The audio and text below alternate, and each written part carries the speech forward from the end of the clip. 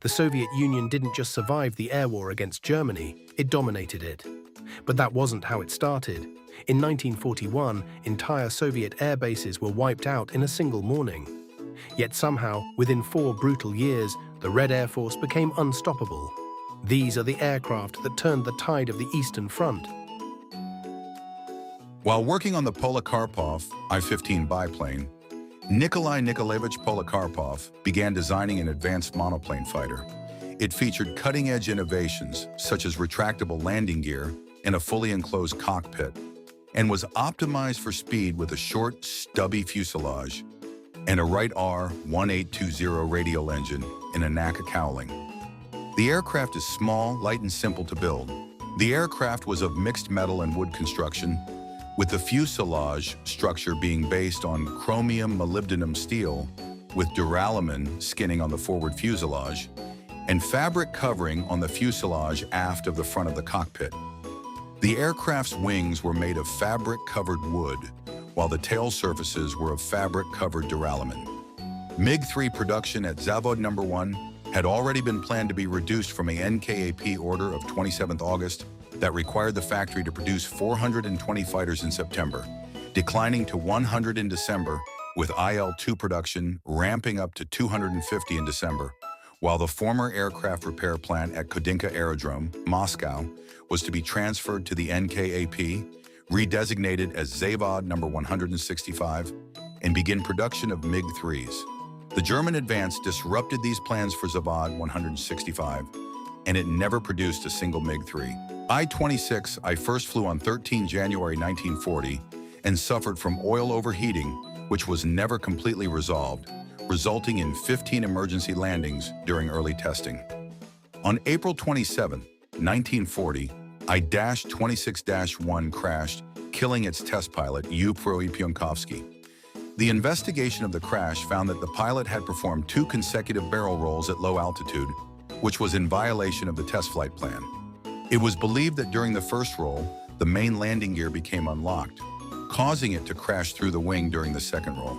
During the Battle of Stalingrad, Luftwaffe fighters exhibited significant speed, climb rate, and armament advantages over those of the VVS. The Yak-1, then in service, was understood to be in urgent need of a modernization, were it to fight on equal footing against the latest models of German fighters, as well as better energy retention and higher firepower.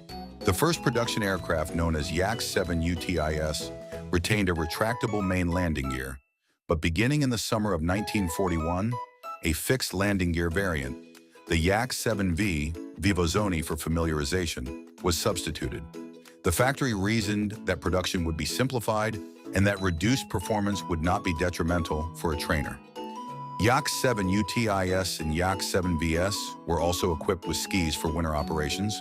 The Yak-9 represented further development of the successful Yakovlev Yak-7 fighter, a production version of the lightened Yak-7DI, taking full advantage of the combat experience with its predecessor.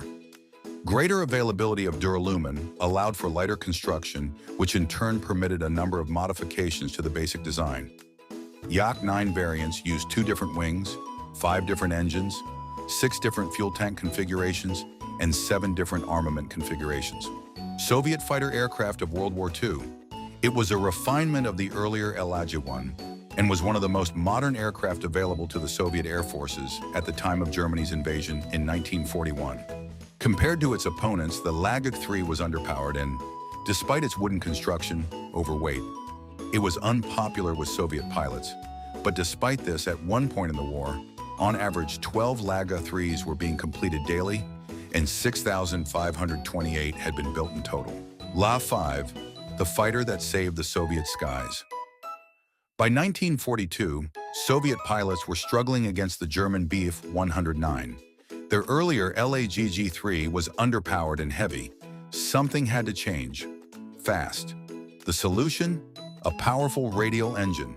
The Lavochkin design team replaced the weak inline engine with a Shvetsov radial engine.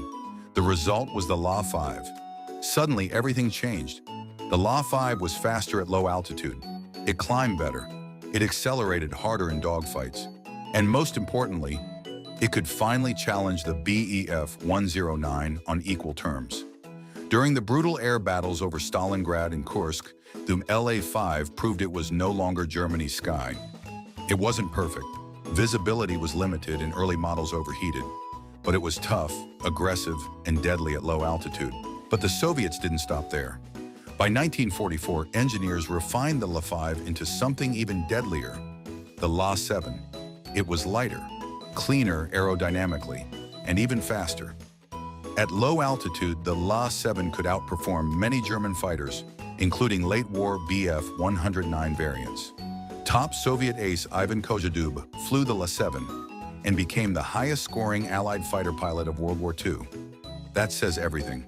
The La-7 had improved speed, better climb rate, strong 20-millimeter cannons, superior handling.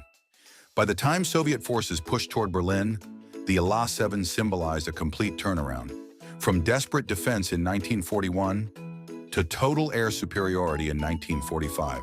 The Beech-2 was overweight and underpowered, with the original Mikulin AM-35 1,022 kilowatts, 1,371 horsepower, engine designed to give its greatest power outputs at high altitude.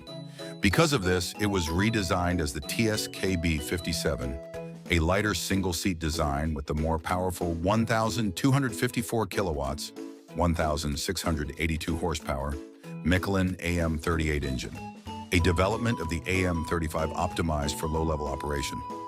10. The TSKB-57 first flew on October 12, 1940. 8.